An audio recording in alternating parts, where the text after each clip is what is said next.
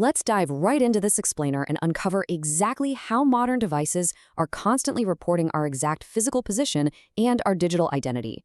I mean, we carry these incredibly powerful computers in our pockets literally all day, but beneath the apps we actually see and interact with, there's this invisible, multi-layered web of tracking happening in the background. It is silently logging everything, from your specific hardware components down to the random Wi-Fi routers you just happen to walk past. So today, we're going to unpack the whole shebang, the Identifier mesh. Now, you might think turning on a VPN and clearing your cookies makes you invisible online. It's a super common belief, right? You mask your IP address, you wipe your browser history, and boom, you assume you're completely off the grid. Well, your computer's hardware strongly disagrees. The harsh reality here is that hiding a network attribute, like an IP address, does absolutely nothing to hide the device itself. And this case brilliantly illustrates that reality. There was this hacker named Peter Stokes, and he used commercial VPNs, proxy servers, and rotating IP addresses across 3 different countries. But a hidden hardware tracker caught him anyway. The FBI, teaming up with Microsoft, didn't actually track his IP address. Instead, they tracked a deeply embedded device-level identifier known as the GDID. So no matter how much he manipulated his network traffic, his specific Windows device was basically consistently raising its hand and identifying itself. Section 1. Exposing Physical Wi-Fi Positioning. Okay, let's see how this actually builds, starting with the very first layer of the mesh. How exactly does your device know and report where it is in the physical world? Well, it comes down to Wi-Fi positioning systems, or WPS. Every single router has a unique identifier called a BSS ID. When your phone wants to know where it is, it pings the BSS ID of the router it's connected to. But here's the crazy part. Through publicly accessible APIs, like Apple's WPS database, that one single ping can return the physical locations of up to 400 nearby routers. By constantly scanning these networks, your device highly triangulates your exact physical movement. It's even tracking routers as they physically move around the world. And it's not just Wi-Fi. Operating systems are heavily involved in this physical tracking. Systems like Windows 11 are constantly reporting a massive array of hardware-based location beacons through routine diagnostic data. Sure, they capture your cellular IMEI and the specific GUID of your network adapter, but they also map your physical space by actively fingerprinting the unique signals of nearby Bluetooth endpoints and surrounding Wi-Fi networks, packaging it all into telemetry events. So your device is essentially broadcasting a continuous, incredibly detailed map of its physical environment at all times. Section 2. Bypassing MAC address randomization. So if physical hardware is that noisy, you're probably assuming software features like MAC address randomization will swoop in and save your privacy, right? I mean, iOS, Android, and Windows rotate your MAC address specifically to stop network operators from tracking your device. But the absolutely crucial point here is that enterprise networks have completely bypassed this because constantly changing MAC addresses breaks their network management. Security frameworks now use a persistent device identity, or PDID.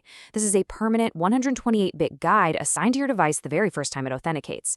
Even if your phone rotates its MAC address every single time it connects, the network just correlates that new, fake address right back to your permanent PDID. They track your physical device anyway, entirely sidestepping the privacy feature. Section 3. The browser fingerprint trap. As we descend deeper into this mesh, we hit the browser layer. And man, this is where traditional hiding methods completely fall apart. This is where the specific configuration of your device gives you away, even if you never actually log into an account. Think about a standard internet cookie for a second. A cookie is just a digital name tag that a website hands you. You can easily throw it away, delete it, or block it using incognito mode. But a browser fingerprint? That is entirely different. It requires 0 local storage. None. Instead, it aggregates dozens of weak hardware and software signals from your specific machine into a highly stable, completely unique identifier. Think of it as the permanent scratch your specific hardware makes every time it interacts with the web. The bizarre variables that lock down your digital identity here are almost unbelievable. Take Canvas and WebGL fingerprinting. They literally ask your browser to draw invisible 3D shapes. Because every graphics card and driver combination renders pixels slightly differently, the resulting image is entirely unique to your GPU. Font fingerprinting scans your distinct combination of installed fonts. Audio fingerprinting measures minute differences in how your specific CPU architecture actually generates sound waves. Even the specific cryptographic handshake your browser uses to secure a connection adds to your unique profile. And hey, it's not just sneaky scripts doing this. Even your basic operating system version and processor architecture are just openly broadcast to websites through tracking standards like user agent client hints. Websites can natively ask your browser if you're running Windows 10 or Windows 11, or whether your device uses an ARM or x86 processor. All of this data is happily handed over, enriching your digital fingerprint before you even click a single link. Section 4. The Unbreakable OS Mesh. This brings us to the ultimate foundation that everything else is built on, and it's incredibly difficult to untangle: the deep operating system layer. Remember Peter Stokes, the hacker from the beginning of this explainer? Well, this is the exact tracker that unmasked him. The Global Device Identifier, or GDID, is a 64-bit identifier provisioned the moment Windows registers with Microsoft's identity infrastructure. It's stored locally on your machine, and it persistently broadcasts your device's identity to Microsoft servers during routine diagnostic events and peer-to-peer updates. The network you use doesn't matter. The VPN you route through doesn't matter. The GDID travels right inside the data packets themselves. And you can't just delete this stuff either. Why? Because right beneath the software sit unchangeable hardware planes. Enterprise systems can capture a 4,000-byte hardware hash derived from your physical processor, your mainboard, and your display.